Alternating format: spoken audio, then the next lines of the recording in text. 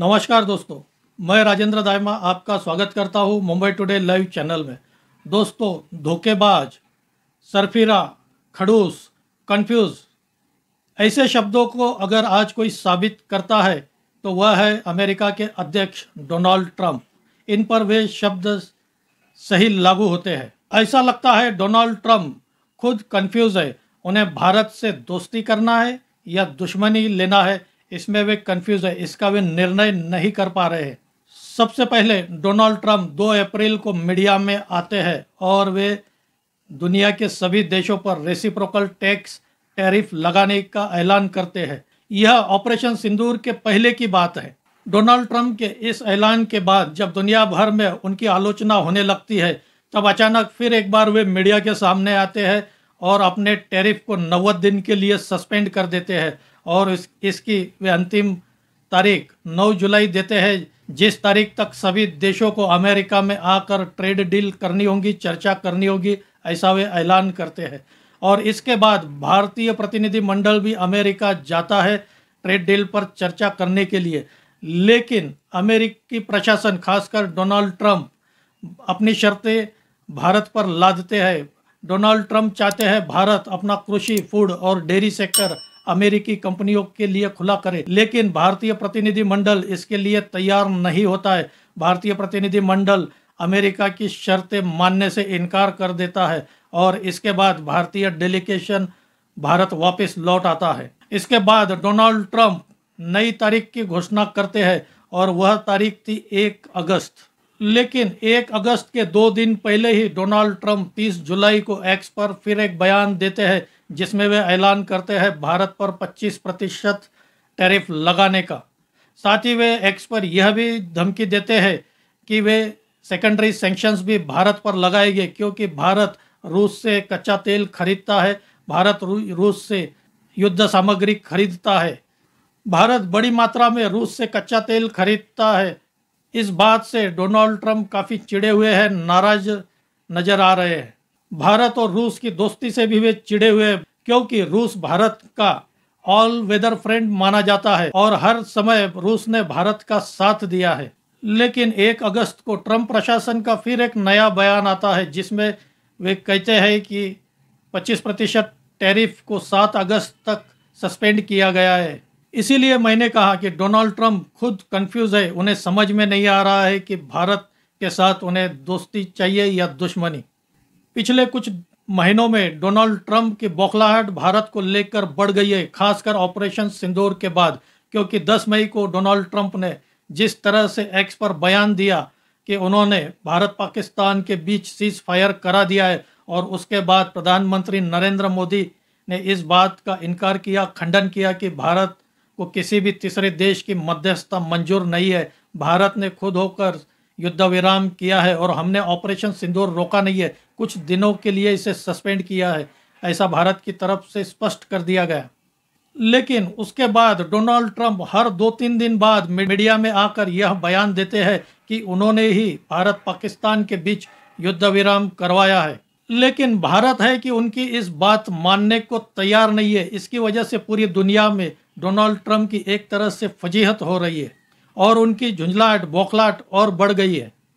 1 अगस्त का इंतजार भी न करते हुए डोनाल्ड ट्रंप 30 जुलाई को ही 25% टैरिफ की घोषणा करते हैं। इसका कारण है प्रधानमंत्री नरेंद्र मोदी द्वारा दिया गया 28 जुलाई को लोकसभा में अपना बयान, जिसमें वे स्पष्ट रूप से कहते हैं कि भारत ने किसी भी तीसरे देश की मध्यस्थता स्वीकार नहीं की और भारत पाकिस्तान के बीच युद्ध विराम कराने में किसी भी तीसरे देश की भूमिका नहीं है। इसके बाद डोनाल्ड ट्रंप और चिढ़ जाते हैं और उसके दूसरे दिन ही एक्स पर उनका 25% का बयान आता है। डोनाल्ड ट्रंप सिर्फ यही नहीं रुके, उसी दिन वे अपने बयान में यह भी कहते हैं कि उन्होंने पाकिस्तान के साथ तेल भंडार पर एक डील की है और हो सकता है भविष्य में पाकिस्तान भारत को तेल बेचेगा। उनका यह बयान हमारे जख्मों पर नमक छिड़कने जैसा है। एक तरह से वे हमें चिढ़ा रहे हैं।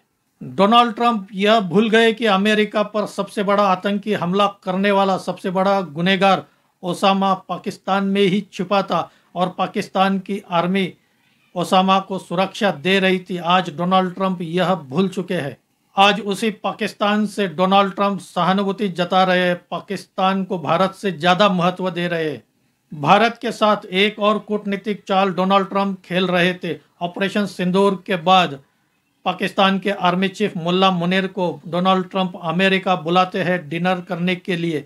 उसी समय भारत के प्रधानमंत्री कनाडा जाते हैं G7 के समिट में।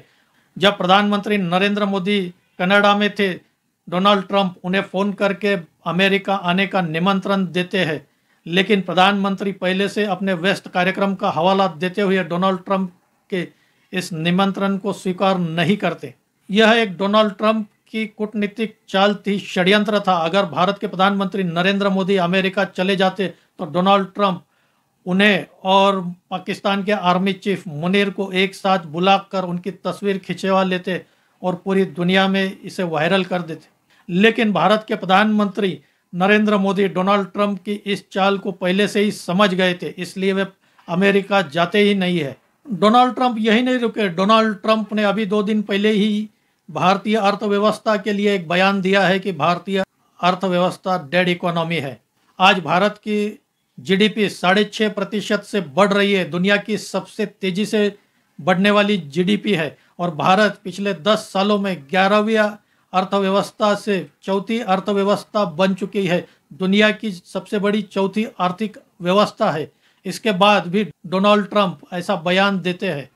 एक तरह से सही मायने में देखा जाए तो डोनाल्ड ट्रंप भारत की बढ़ती हुई आर्थिक ताकत, भारत की बढ़ती हुई सैनिक शक्ति से परेशान है, चिढ़े हुए नजर आ रहे, क्योंकि भारतीय सेना ने जिस तरह से ऑपरेशन सिंदूर किया और भारतीय मिसाइलों ने जिस सटीकता से पाकिस्तान में तबाही मचाई, उससे डोनाल्ड ट्रंप परेशान है। डोनाल्ड ट्रंप चाहते हैं भारत रूस से तेल खरीदना बंद करे, हथियार खरीदना बंद करे और भारत अमेरिका से अपने ज़रूरत के हथियार खरीदे। लेकिन अमेरिका भारत को भी हथियार बेचेगा और आज जो पाकिस्तान के पास हथियार है वे सब पाकिस्तान ने अमेरिका से ही खरीदे हैं। और इसीलिए डोनाल्ड ट्रंप टैरिफ लाद कर भारत को झुकाना चाहते हैं, भारत पर दबाव डालना चाहते हैं ताकि भारत अमेरिका की शर्तों पर ट्रेड डील कर ले। डोनाल्ड ट्रंप ने ही कुछ दिन पहले यह ऐलान किया था कि भारत के साथ वे बहुत बड़ी डील करने वाले हैं, लेकिन ऐसा हो नहीं रहा है। इसकी वजह से पूरी दुनिया में उनकी हंसी हो रही है, फजीहत हो रही है। भारत ने भी ट्रंप प्रशासन से स्पष्ट कर दिया है कि भारत अपने हितों को प्राधान्य देगा, भारत अपने हितों से समझौता नहीं करेगा और ट्रेड डील अगर भारत के हित में रहेगी तो ही भारत करेगा, इसे स्वीकार करेगा। लेकिन डोनाल्ड ट्रंप आज जिस तरह से बयान दे रहे हैं, उनकी पूरी दुनिया में हंसी हो रही है। कभी तो वे टैरिफ लगाने की बात करते हैं, फिर खुद ही तारीखें आगे बढ़ाते हैं। कई देश डोनाल्ड ट्रंप की इस दादागिरी से डर गए, दबाव में आ गए और उनके साथ ट्रेड डील कर ली है।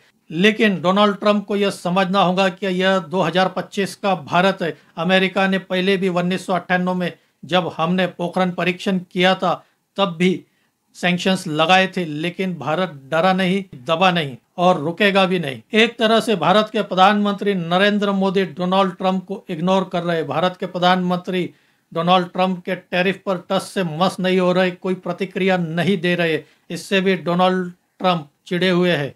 इसमें कोई शक नहीं कि डोनाल्ड ट्रंप फिर अपनी दी हुई तारीख डेडलाइन आगे बढ़ा दे या अपने बयान से ही पलट जाए।